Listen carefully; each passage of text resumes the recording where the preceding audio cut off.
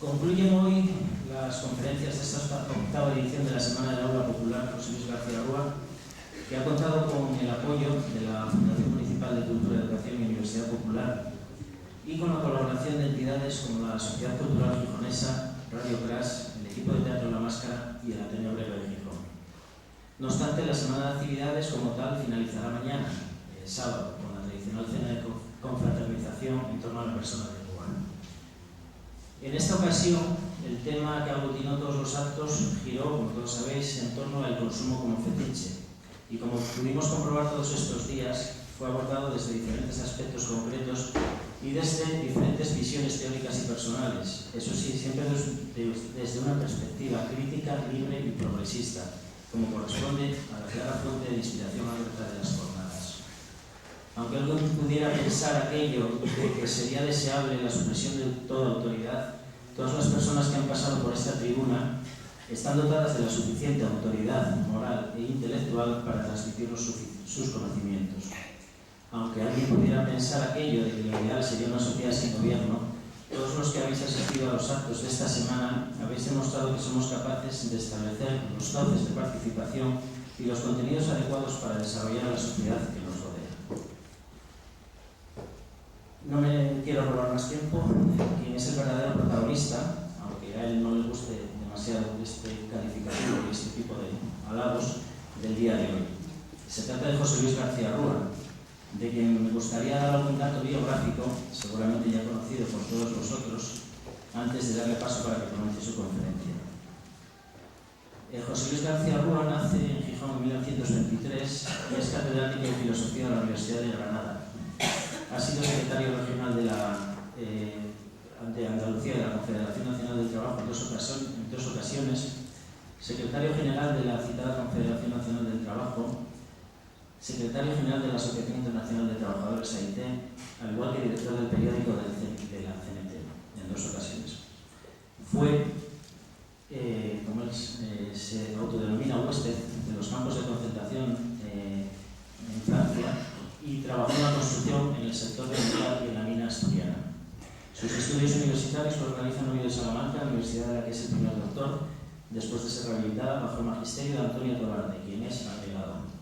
Después de ejercer durante 3 años en la Universidad de Mainz, Alemania, vuelve a España y es sistemáticamente separado de la universidad. Así comienza su exilio interior que termina en Granada después de pasar por Córdoba y Jaén. En Gijón funda la Academia de la calle Curasama y Gesto, junto con otros compañeros comprometidos en la lucha antifranquista. Finalmente, entre sus publicaciones cabe destacar un par de ellas: Honestidades Gijón en la marea del siglo y Reflexiones para la acción, volúmenes 1 y 2, una lectura libertaria de la transición. Sin más, tiene la palabra José Luis García Rúa para exponer el tema de despilfarro y miseria de la racionalidad del capitalismo.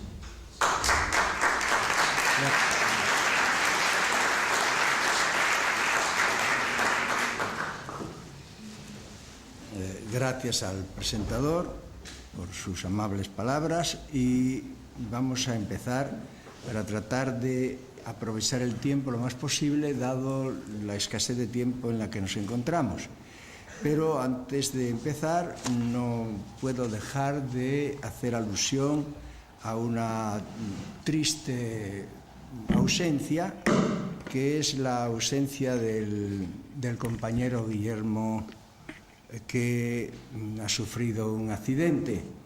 Y es para mí, y creo que para todos nosotros, una fuente, en fin, de inquietud y de dolor. Un saludo, pues, para él. Y vamos a empezar ya con el tema despilfarro y miseria, visto desde mi punto de vista y desde las lecturas que yo traté de poco confinar para llegar a realizar el trabajo. En el concepto de despilfarro y miseria, en primer lugar hay que tener en cuenta que en la sociedad moderna avanzada la satisfacción parece que va siempre siendo ligada a la destrucción.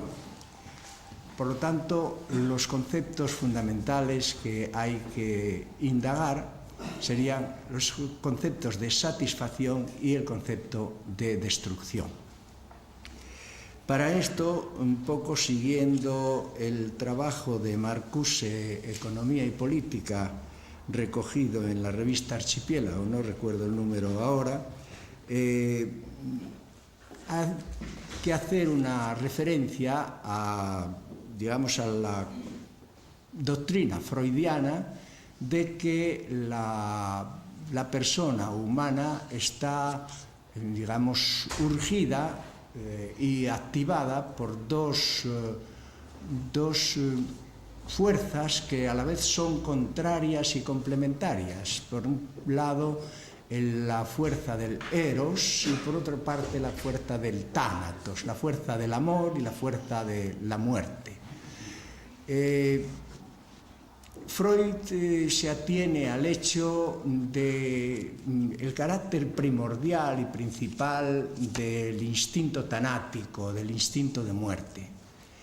Entiende que nacemos a esta vida con dolor, ciertamente nacemos a esta vida llorando, ya Graciano decía que vamos a esperar de una vida en la que nacemos llorando. Bien, pues la vida se realiza dentro de esta percepción del dolor que comporta consigo una especie de voluntad, de anhelo, de deseo, de regreso intrauterino, de regreso a aquella situación anterior al nacimiento.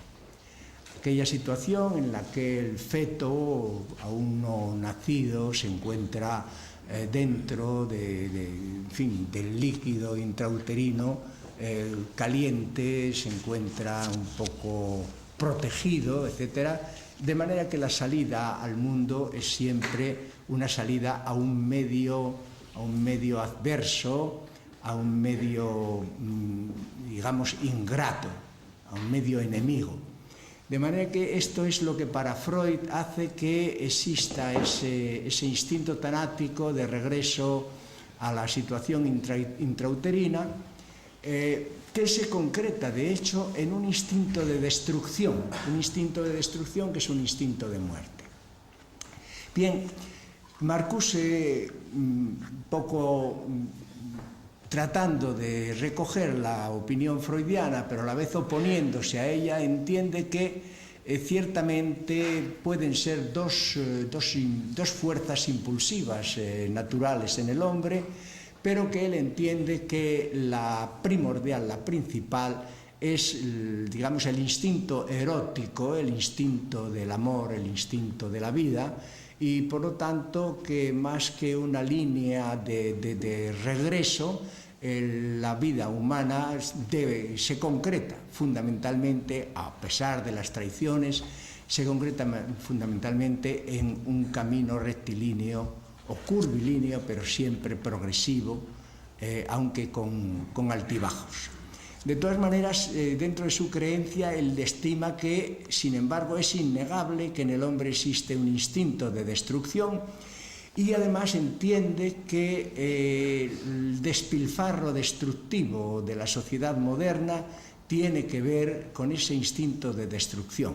Y por lo tanto hay que explicarlo, hay que explicar ese instinto de destrucción y también hay que explicar si ese instinto de destrucción se trata de una finalidad en sí mismo o apunta a una finalidad en sí mismo, o si más bien se concreta en un instrumento, un medio para otra cosa, que es la que hay que ver y la que hay que analizar. Bien, en esta situación me permito recoger la opinión de Georges Bataille en su obra La Paz Maudite, y él no se aleja mucho de la posición freudiana, pero entiende que lo que predomina en el hombre es la voluntad de poder y que el instinto destructivo, y dentro del instinto destructivo el despilfarro destructivo, forma parte de esa voluntad de poder, o es un instrumento para la realización de esa voluntad de poder. Entiende él que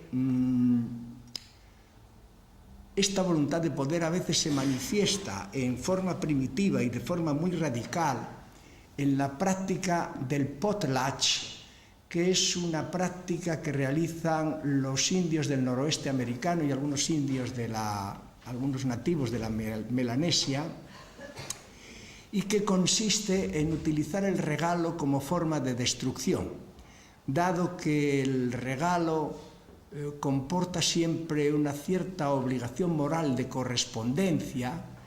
Se trata en el potlatch de hacer formas de regalo que puedan muy difícilmente ser correspondidas, ser devueltas en el mismo nivel del valor del regalo. Y por lo tanto, a lo que se tiende es a crear una situación de dominio sobre aquella persona a la que se regala, puesto que o bien se le crean grandes dificultades para la devolución del regalo en el mismo nivel, o bien incluso se le hace imposible la devolución del regalo dada la magnitud de este regalo, que se concreta muchas veces en actitudes destructivas, destrucción de aldeas, quema de aldeas propias, no de aldeas de enemigos ajenas, muerte de esclavos propios, también voluntariamente producidas, todo como actos de ostentación de la forma de poder. En cualquier caso, se ve claro que la ostentación de la riqueza e incluso la destrucción innecesaria de la riqueza es una forma de manifestación del propio poder y de afianzamiento del propio poder. Esto en la institución, vamos a llamarla, o práctica del potlatch, adquiere formas extremas, pero, por ejemplo, Pierre Bourdieu en La raison pratique estudia la cabilia norteafricana y ve también que allí la forma de regalo adquiere estas características. Es decir, es por esto por lo que el regalo es sentido por las familias de la cabilia como una fatalidad, como una gran desgracia, justamente porque obligan a esa correspondencia que o crea grandes dificultades en la familia o incluso no puede ser atendida. De esta manera, el intercambio es un intercambio más bien simbólico que un intercambio real. Y se impone también en este estudio, el tratar de ver el carácter del intercambio y el valor del intercambio. Entiende Bataille, por ejemplo, que el intercambio primitivo, más que tener por finalidad la adquisición, tiene por finalidad la destrucción. Y otra vez vuelve a incidir en, digamos, la temática de carácter freudiana, un poco edulcorada por su visión de la voluntad o su valoración de la voluntad de poder. Bien, realmente así, ¿por qué la adquisición y la producción están, digamos, por qué ¿por qué el intercambio primitivo adquiere más bien la forma de destrucción que de producción? Porque tanto la destrucción como la producción están íntimamente relacionadas con el gasto, y este es otro concepto que hay que analizar.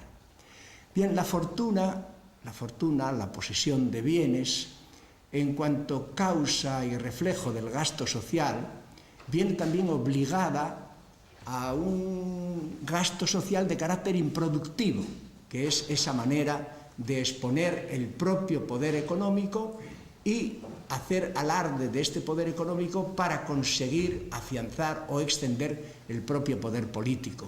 Esto era lo que hacían los políticos romanos del siglo I, de la última parte del siglo I a.C., con la institución del pan y circo, el panem et circenses, ¿no?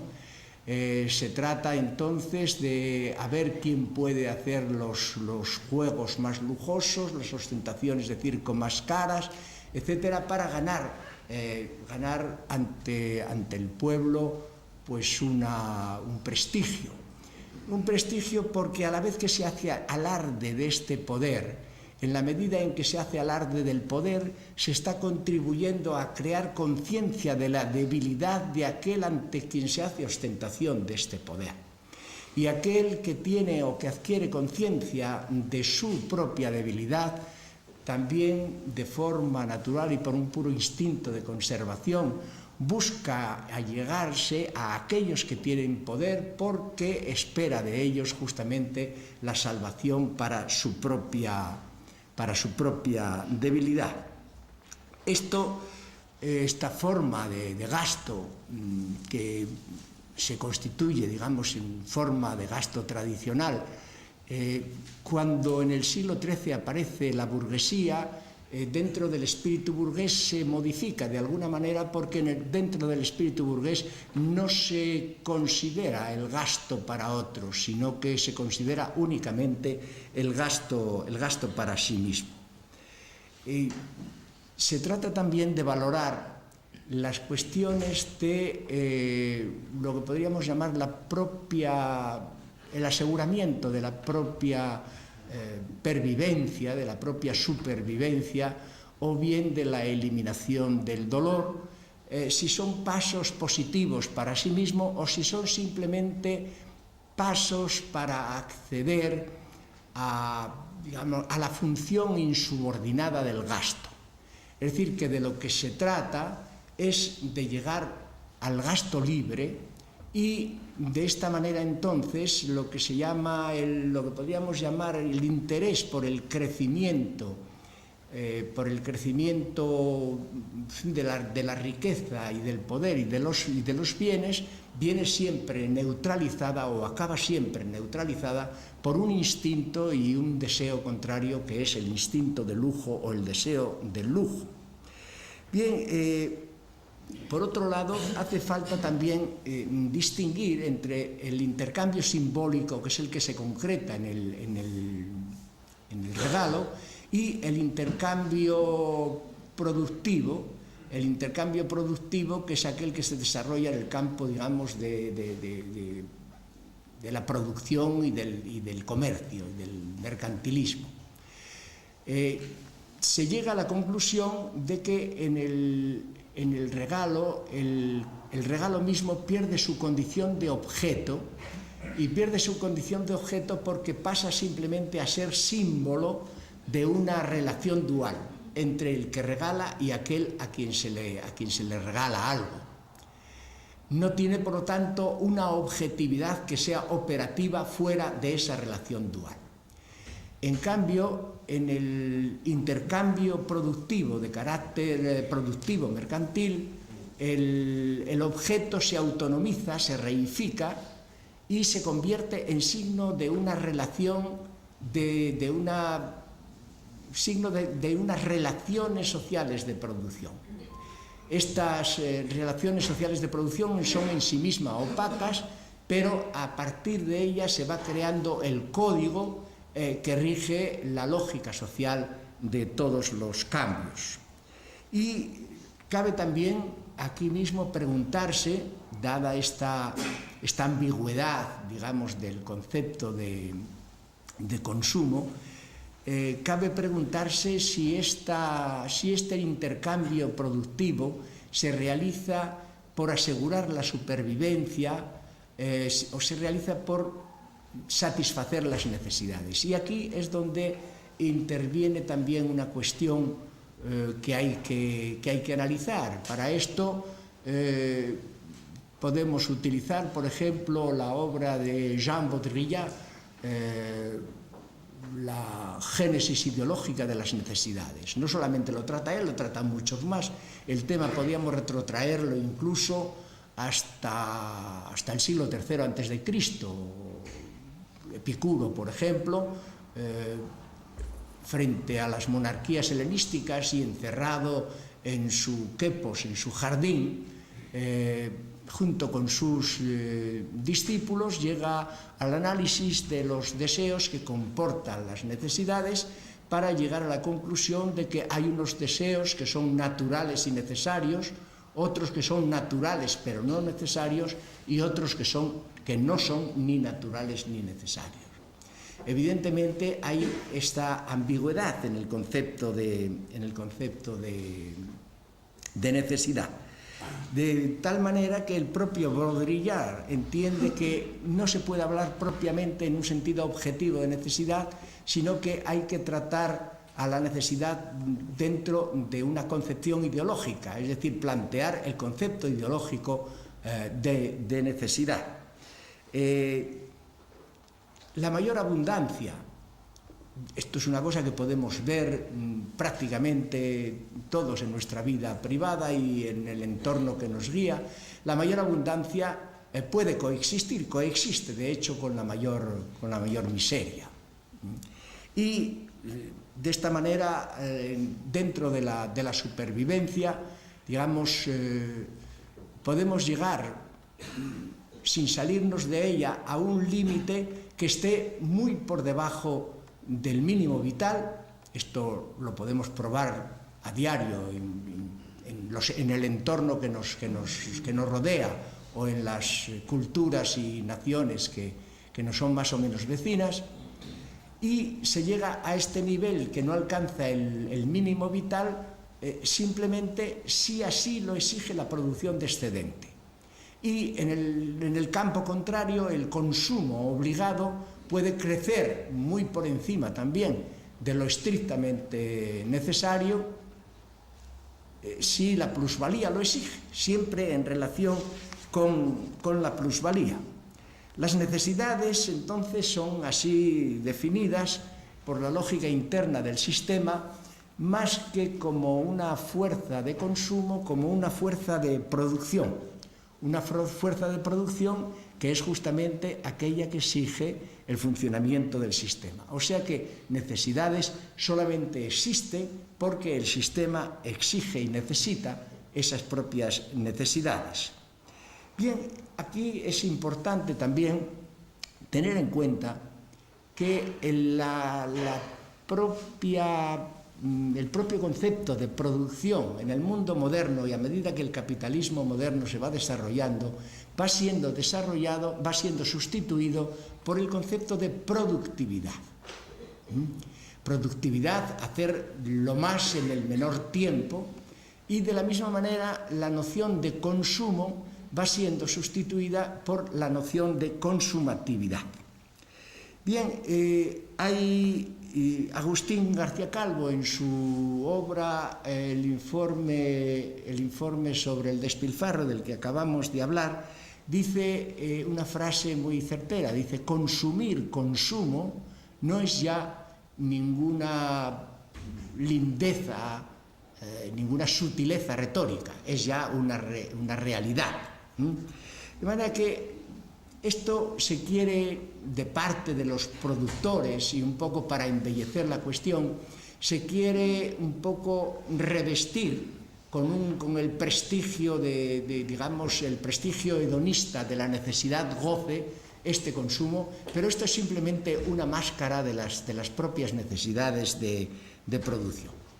No es que el consumo, entiende el propio García Calvo, no es que el consumo sea una función de la producción, sino que el consumo deriva en consumatividad, y la consumatividad se convierte ya en un modo estructural de la forma de producción moderna del capitalismo. De manera que ya no se trata simplemente de consumir en términos naturales y por pura supervivencia, sino que de lo que se trata es de crear progresivamente, crear sistemáticamente necesidades nuevas, lo que conduce también necesaria y sistemáticamente a la escasez. Hay otra cuestión importante también, que es la relación entre cosa y signo. Siempre hubo una simultaneidad entre la cosa y el signo. Pero en el mundo moderno esto está alterándose. El signo ya no es lo que era, porque aquella realidad de la que era signo está desapareciendo, o ha prácticamente desaparecido. La tecnología de lo virtual pues ha borrado de un plumazo tanto la cosa como el propio signo. Bien, desde este punto de vista es desde el que las formas, digamos, abstractas de la propiedad van concretándose progresivamente en la materialización de una entidad que llega a ser el Dios moderno, que llega a deificarse, que es justamente el dinero. El dinero que, en boca de Agustín, también dice que se trata de el nombre común de todas las cosas. Porque si la mesa tiene el nombre de mesa y el sillón de sillón y el paraguas de paraguas, la mesa vale dinero, el sillón vale dinero, el paraguas vale dinero, de manera que el dinero está justamente detrás de todo. Es esto lo que hace, digamos, lo que impulsa la activación de la función del papel moneda, y lo que va creando una transformación del propio capitalismo, es decir, el capitalismo fundamentalmente industrial hasta mediados del siglo XX, a partir de mediados del siglo XX y de manera progresiva se va convirtiendo en capitalismo financiero. Un capitalismo que, como veremos un poco más adelante, no va a radicar en un lugar concreto, no estará afincado en un solo sitio, sino que tendrá, digamos, una multilocalidad, justamente porque ese capitalismo financiero a lo que aspira es abarcar el mundo entero, es decir, a la mundialización, a la globalización, justamente globalización financiera. Desde este punto de vista se cuenta una anécdota. Hay un hombre llamado John Locke, un escocés banquero, que es el inventor del billete de banco. Este hombre, como escocés, en fin, militaba en el anglicanismo y el hombre se hizo católico. Y algunos, en fin, no sé si malévolamente o con mucha finura, llegaron a decir que encontraban la razón de que se hubiera hecho católico. Pues al convertir el papel en dinero, en realidad lo que había era demostrado la doctrina de la transubstanciación. De manera que esta es la función, digamos, de el consumo convertido en consumatividad, la producción en productividad, y este, digamos, movimiento progresivo a sustituir tanto la cosa como el propio signo. De manera que en este sentido podemos decir que la economía política es una máquina de fabricar valor, de fabricar signos de riqueza más que riqueza en sí. Y desde este punto de vista también veremos más adelante cómo algunos economistas de gran talento y de prestigio, como Naredo, por ejemplo, entienden cómo la misión de la economía política propiamente es la alienación y manipulación del hombre, en cuanto que le convierte en objeto en el que se ensaya esa creación progresiva de necesidades artificiales. A la vez que dice esto, habla también del sistema de información, y el sistema de información lo interpreta como una máquina de fabricar acontecimientos. Máquina de fabricar acontecimientos empleados como signos, como valores intercambiables dentro de lo que podemos llamar el movimiento universal, en el mercado universal de la ideología.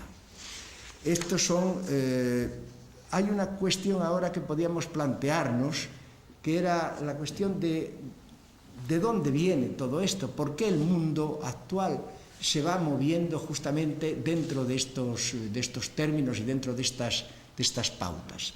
Naredo dice que todo esto remonta al siglo XVIII, que la explicación está en el humanismo ilustrado del siglo del siglo XVIII que llegaron a la creación de ideales de consumo que convirtieron al hombre prácticamente en una máquina de desear, en una máquina de codicia. Es decir, se trata de crear una situación donde la ambición es progresivamente ir creando nuevas necesidades, consumo de nuevos servicios, satisfacción de nuevas apetencias, lo cual, digamos, plantea una necesidad de producción o de productividad, más que de producción, de productividad sistemática que llega a convertirse en una especie de frenesí, de vorágine, en una especie de locura. Y justamente en los momentos actuales estamos viviendo esta situación de esta voracidad productiva. Bien, claro que esto necesita también una explicación más allá de lo que el propio Naredo nos apunta que es la cuestión de la utopía. La cuestión de la utopía influye en todo esto. ¿De qué manera? Porque hay justamente un utopista que es el que da principio, antes que en los humanistas ilustrados del XVIII, da la idea de la que después se van a servir los humanistas del siglo XVIII, los ilustrados del siglo XVIII. En realidad, el discurso utópico siempre se planteó como un discurso de contestación abierta, directa o indirecta, pero siempre claramente manifiesta para aquellos a quienes iba dirigido el discurso de la utopía. Y la prueba está de que estos aludidos por los discursos utópicos se sentían heridos del propio discurso. Y es que la mayoría de los autores de utopías, pues, en fin, acabaron muertos o acabaron en prisión o acabaron vendidos como esclavos. Platón mismo, que, digamos, no participa en absoluto en la práctica de la democracia ateniense porque entiende que la democracia es un pésimo régimen político, puesto que el régimen democrático ha matado legalmente al que él tenía por el mejor de los hombres, a Sócrates, y nunca quiso hacer nada práctico, participar nunca en la democracia ateniense. Trató al escribir la República y luego modificadamente en el político, en las leyes, trató de llevar a la práctica estas ideas suyas, que las trata de llevar con el tirano Dionisio I y luego Dionisio II de Siracusa, acabando siendo vendido como esclavo e incluso con riesgo de ser ejecutado. Pero más tarde, ya con el nombre propiamente de utopía, tenemos a Tomás Moro en el siglo XVI, al que su utopía le cuesta la cabeza. Y entre el 16 y el 17 tenemos también a Campanella con La ciudad del sol, que hace, si Tomás Moro había escrito en su utopía un poco pensando negativamente o como oposición, digamos, al gobierno tiránico de Enrique VIII, parece que Campanella lo hace con relación a las repúblicas italianas y también le cuesta largos años de cárcel. Pero ambos son claramente amigos de una redistribución y por lo tanto de una redistribución de la riqueza y por lo tanto, digamos, su práctica se concreta en el campo puramente de la justicia. El mundo está mal repartido y hay que repartir correctamente. Y si se reparte correctamente y con justicia, pues se llega a la conclusión, en el caso de Tomás Moro, de que con 6 horas de trabajo, esto se lo dice en el siglo XVI, con 6 horas de trabajo hay suficiente trabajo para que todo el mundo pueda vivir holgadamente. Y esta propuesta de Moro la radicaliza aún más Campanella, hablando de que con 4 horas de trabajo es suficiente. Pero bien, en el mismo siglo, en el siglo XVII, más avanzado ya que en el caso de Tomás Campanella, hay otro hombre inglés que además, por las especiales circunstancias en que la economía y la política inglesa se fue desarrollando desde el principio, que es Francis Bacon, y que escribe una utopía llamada la Nueva Atlántida, Nova Atlantis, donde en vez de encarar el problema desde el punto de vista de la justicia y por lo tanto exigir o proponer una redistribución justa de la riqueza, lo que hace es proponer que por medio de la ciencia y por medio de la práctica de la ciencia, concretamente de la técnica en realidad empieza a ser empleada, utilizada teóricamente para la práctica económica por Francis Bacon.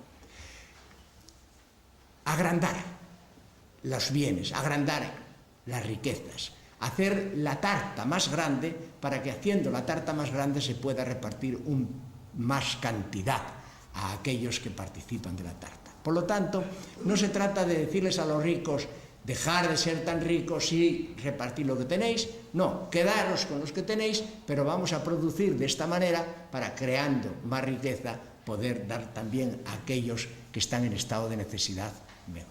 Bien, entonces, con esto, al emplear, digamos, este embrión de la utilización de la técnica, toma lo que más tarde va a ser una especie de campo de batalla y lo que origina gran parte de los problemas modernos.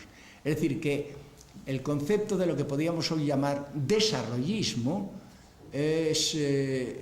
nace propiamente en Francis Bacon y lo recogen los humanistas, los ilustrados franceses.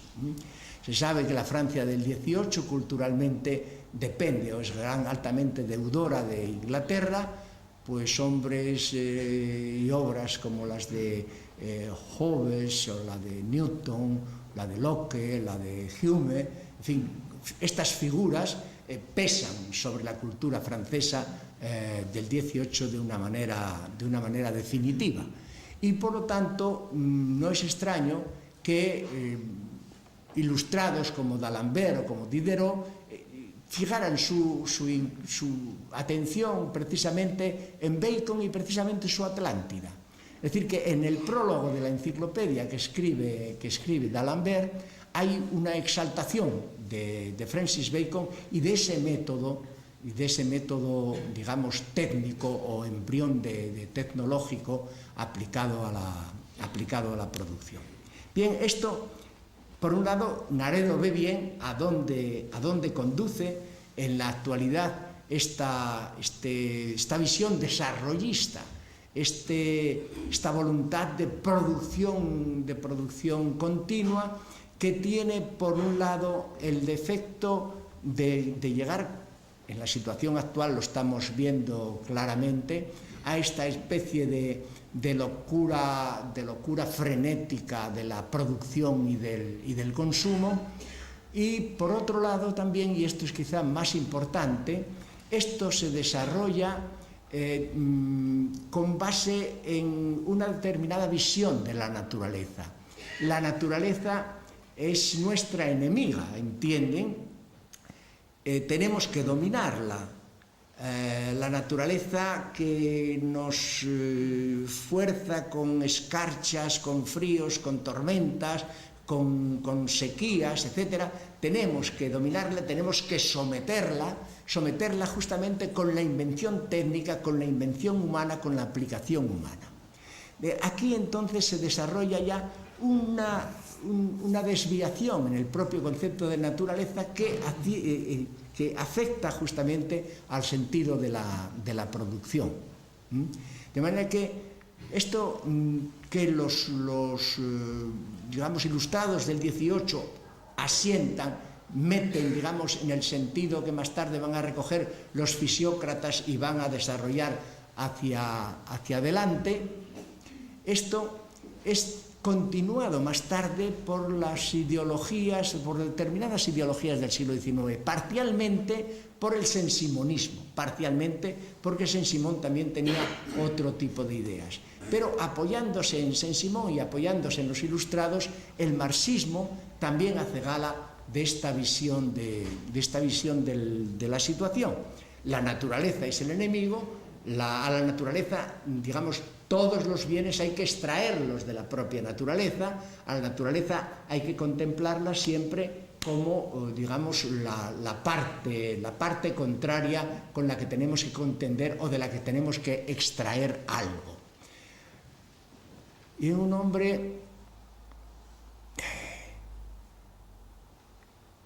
poetas han hablado en sus versos de que, poetas marxistas y en nombre del marxismo, de que lo fundamental es encadenar a la tierra, someter a la tierra para que la naturaleza no pueda desarrollarse por sí misma, sino que esté justamente sometida a la voluntad de los hombres que a partir de ella quieren satisfacer sus propias necesidades.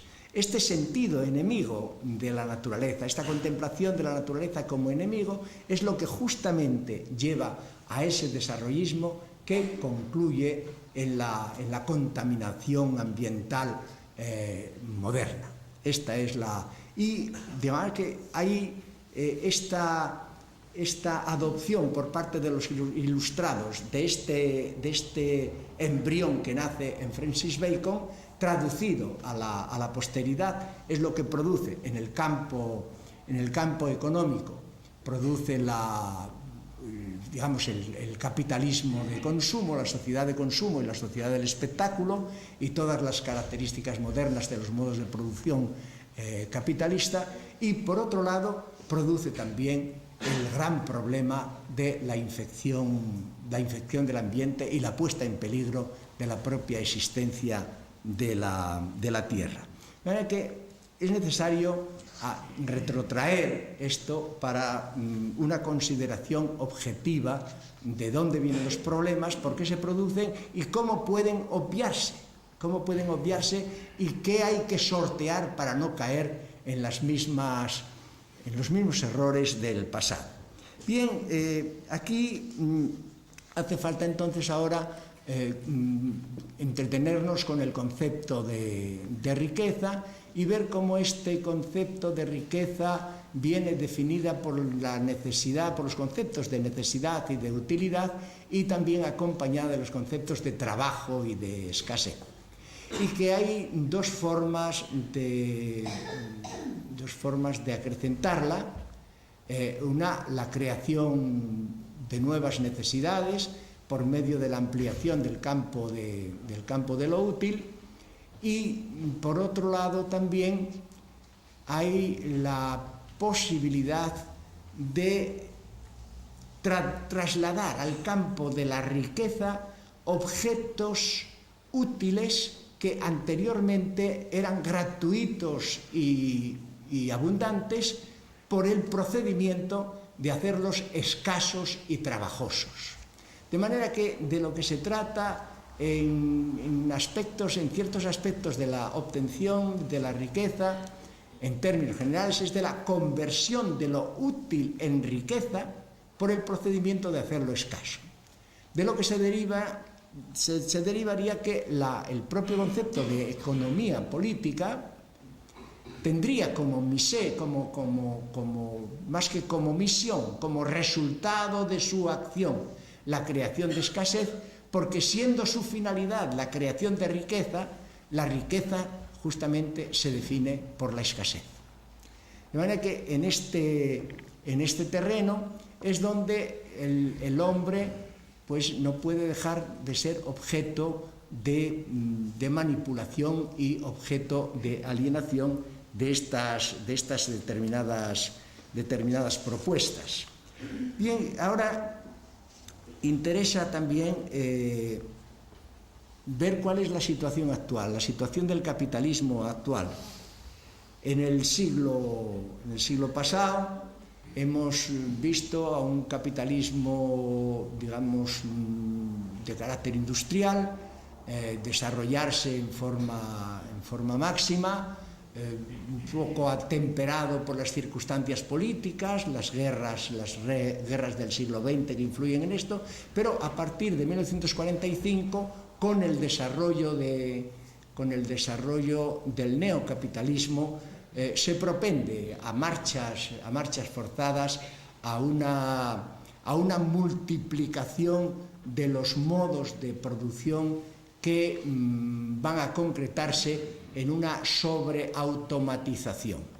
Esta automatización o automación podría haberse concretado, haberse hecho práctica y material, y por tanto visible en sociedad en los años 50-60, no se hace en esa época porque hubiera causado determinadas perturbaciones en el propio sistema capitalista, es decir, las industrias capitalistas que estaban orientadas y establecidas en una determinada práctica económica hubieran resultado, digamos, destruidas, habría un crash en ellas si los métodos de automación se hubieran puesto en práctica de manera inmediata. Pero con el tiempo sí se fue produciendo este sistema de transformación que hoy día vemos claramente el cambio de la explotación fordiana, la explotación del fordismo, explotación, digamos, industrial del fordismo, y el mercado de masas lo hemos transformado en una industria diversificada, descentralizada y en unos mercados altamente fragmentados y altamente también diferenciados. Bien, ¿por qué así? Naturalmente, así porque le conviene al capitalismo, naturalmente. Que todo esto sea por necesidades del desarrollo, por producir más. Bueno, evidentemente puede producirse más, pero podría producirse más también de otra manera. No solamente son necesidades de producción, porque ya Engels había dicho que el desarrollo del capitalismo trae consigo el desarrollo del proletariado. El ideal de Ford era pues una fábrica sin obreros. Los obreros son un elemento incordiante, son un elemento que, en fin, le viene mal al capitalismo, no le deja desarrollar los planes al capitalista. Tiene otras formas de visión. Bien, pues parece que se está llegando a eso. Se está llegando a lo que era el ideal fordiano y aquellas enormes fábricas con 15.000, 20.000 obreros donde justamente la reunión, justamente el número, justamente la convivencia hacía acrecentar la conciencia de la propia fuerza y ello movía a la movilización, a la lucha, y la lucha de clases era perfectamente activa. De lo que se trataba entonces era de quitar al proletariado justamente esta funcionalidad básica, la funcionalidad básica de la solidaridad por la dispersión.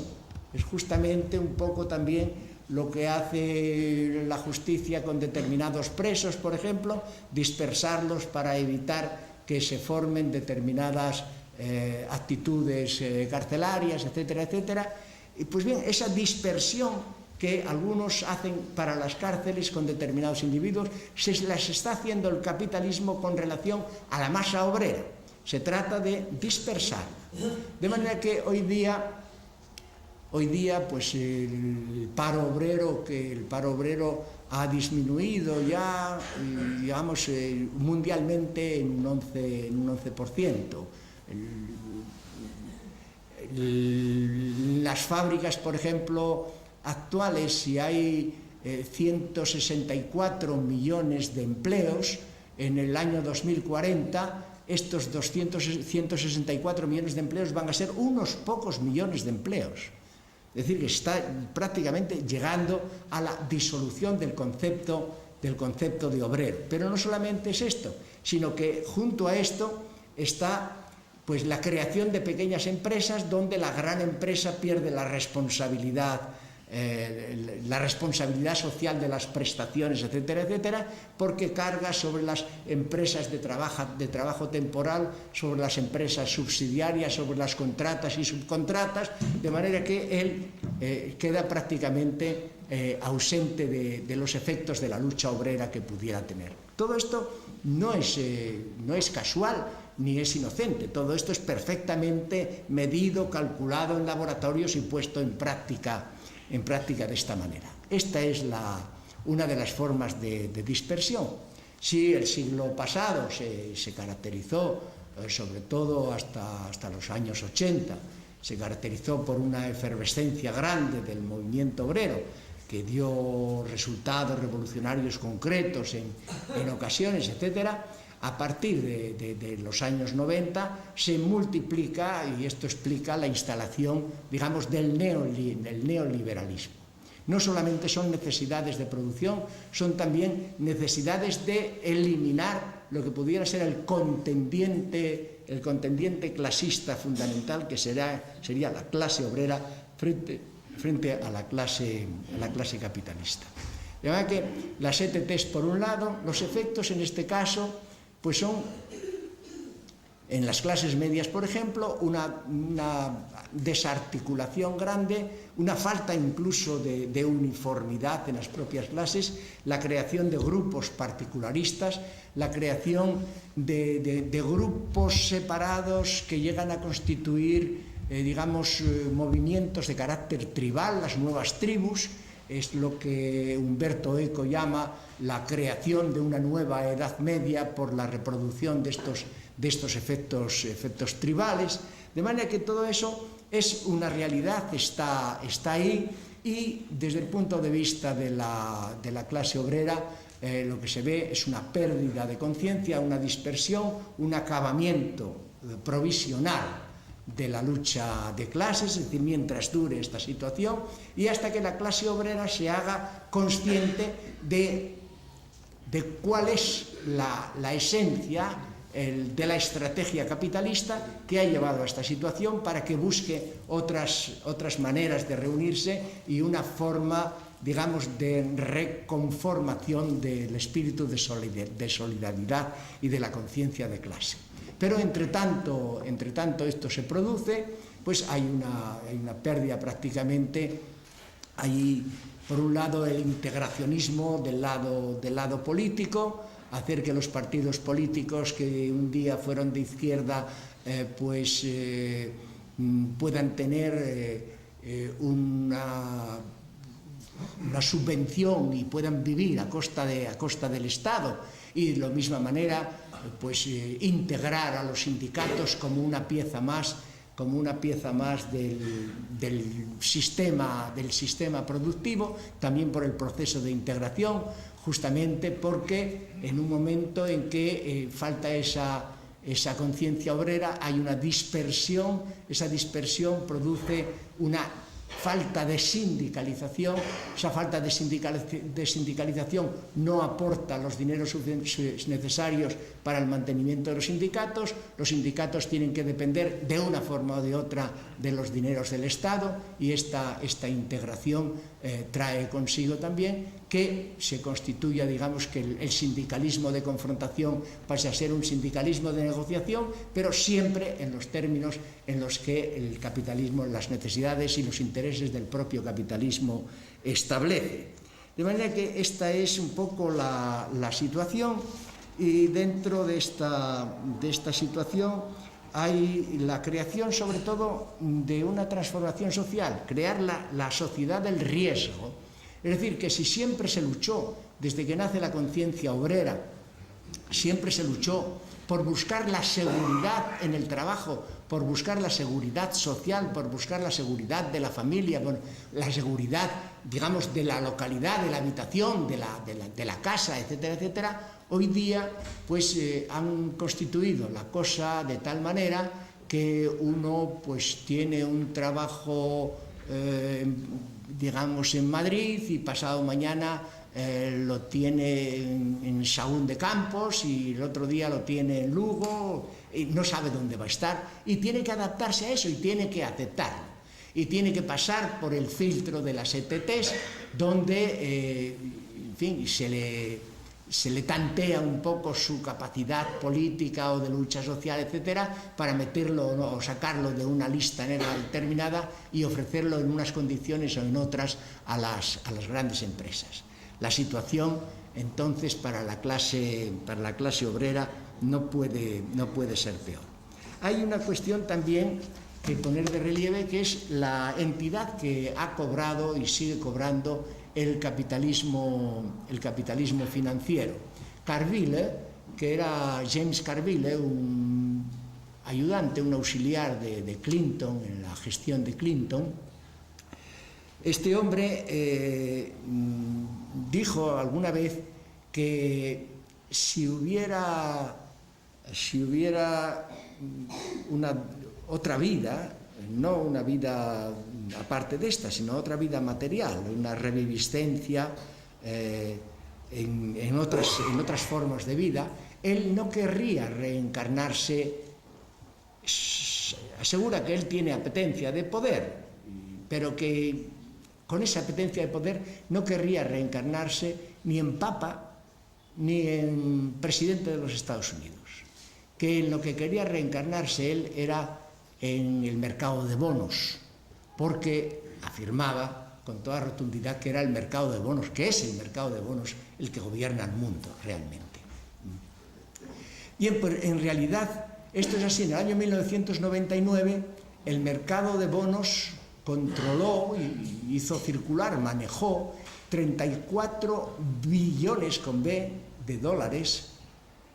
Y para que uno se imagine qué supone esta cantidad, hay que pensar que esta cantidad supera al dinero de todas las bolsas del mundo, que manejan 27 billones y medio, y a todos los productos interiores brutos de todas las naciones del mundo, que suman 30,1 billones. De manera que el mercado de bonos justamente es lo que está funcionando y es en lo que quería convertirse, reencarnarse este buen hombre de Carville. De manera que esto es lo que constituye hoy día la globalización financiera, que es la que justamente está manejando y manipulando todos los pasos para la concreción de la mundialización o de la globalización. Bien, hay un despilfarro que por parte de García Calvo se entiende como una tendencia a la residualización, a la basurización. El mundo está siendo convertido en basura porque toda esta producción, que son productos de usar y tirar, está generando permanentemente residuos y basuras que acaban convirtiendo al mundo en un sumidero. Y alude también a que, puesto que los hombres aprenden sus relaciones personales a través de sus relaciones con las cosas, hoy día eso va desapareciendo en las relaciones actuales de producción, en las formas actuales de producción capitalista. Al desaparecer el trato del hombre con la cosa, desaparece el hombre mismo. Desaparece el hombre mismo, que pasa a ser convertido en una mercancía y ya no se computa como Pedro, Juan, Enrique, etcétera, etcétera, o como un hombre con tales o cuales características. Es simplemente, digamos, una máquina de producir y se concreta en una computerización de una cantidad determinada de horas de trabajo. Bien, y hay luego hablar del consumo de Roche. El consumo, lo dije al principio, es necesario que se manifieste de una manera ostensible para de ello, digamos, manifestar el poder que se tiene y de los efectos enigmáticos, psicológicos que produce esa manifestación de poder, tener también los instrumentos de dominio sobre los demás. Esto hace que haya el principio de derrochar como signo de poder. Es lo que Veblen llama el derroche ostentativo, el derroche ostensorio. Esto en el mundo, finales del siglo XIX, esto se concretaba de una manera. Los capitalistas tenían pues grandes mansiones, grandes parques, grandes salones, hacían grandes fiestas. Después, hacia la mitad del siglo XX, el capitalismo dejó de tener estos gustos, más bien hizo una vida retirada, no ostentatoria, pero a partir de los años 80 volvieron otra vez a las grandes ostentaciones. Solo que esa ostentación no se manifiesta ahora como en finales del siglo XIX, sino en la creación o la compra de ranchos, en el mantenimiento de reactores, la utilización sistemática de helicópteros, el tener, los grandes yates que puedan albergar un helicóptero, fax y una central de comunicación. Los capitalistas actuales, de esta manera, han dejado de ser la clase ociosa. La clase ociosa, que era la que criticaba y en la que basa su discurso revolucionario Saint-Simon. No, ya no son la clase ociosa, son gente que madruga y que está moviéndose constantemente, no están tampoco afincados en un solo lugar, son multilocales, están moviéndose de un sitio para otro. Y estos hombres, naturalmente, como tienen necesidad de gastar para exhibir su poder, pero disponen de poco tiempo, entonces hacen la ostentación de sus fiestas y de sus manifestaciones muy cortas en duración, pero en cambio muy intensas en el coste y en la cantidad.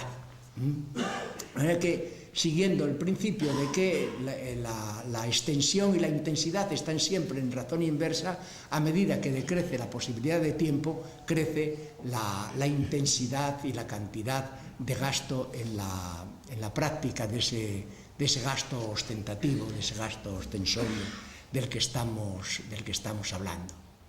Bien, desde ese punto de vista, mientras ellos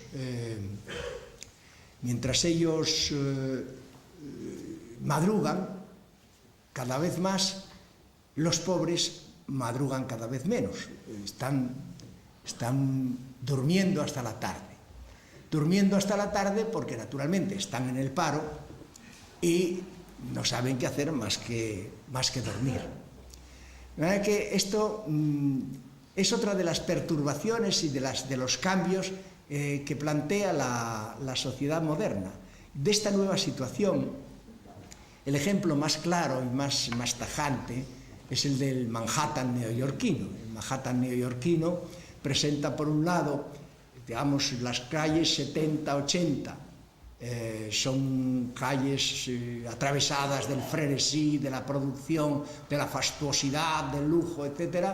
En cambio, en las calles 100, que lindan con Harlem, allí ya simplemente lo que predomina es la miseria y donde las horas pasan indiferentes, transcurren de una manera indiferente. Esta es la nueva situación, una situación que, puesto que hablábamos de la relación entre capital industrial y capital financiero, se puede ver estadísticamente cuál es esta situación. De los 400 hombres más ricos de la Tierra, solamente 75 tienen relaciones directas de alguna significación con el mundo de la manufactura. Los demás no tienen en absoluto ninguna. Eso quiere decir un poco cómo el capitalismo financiero se ha montado ya definitivamente por encima del capitalismo industrial. Y a propósito de todo esto, quiero anecdóticamente, si ustedes me lo permiten, ver cómo esta necesidad de obtener el poder, de afianzar el poder, de hacer una demostración ostensible del poder, justamente para abucharar, para achicar, para demostrar o para hacer sentir la debilidad de los demás. Bueno, podríamos verlo, por ejemplo, en una boda que se hizo en el Escorial. Una boda que se hizo en el Escorial que costó una enorme cantidad de millones y que se convirtió en un acto mediático internacional. Se invitó a jefes de Estado por aquí y por allá, etc.